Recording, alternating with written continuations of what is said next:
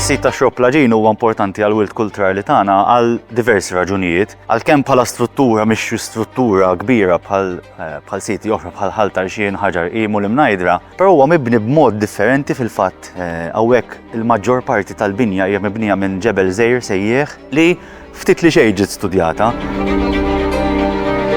L-iskaf ta' Xropp Laġin huwa skaf pjuttost uniku u pjuttost diffiċli. Ħabba l-fatt li qiegħed f'xifer l-irdum li huwa fraġli ħafna, li qiegħed f'periklu li jaqa' u mhix kwistjoni ta' jekk u x'ħajaqa' ma meta ħajaqa' sfortunatament. U kien proprju għalhekk beda dal-proġett biex nippruvaw nistudjaw u nsalvaw kemm nistgħu mill-informazzjoni li ħaddan ta' nissiġġu fih.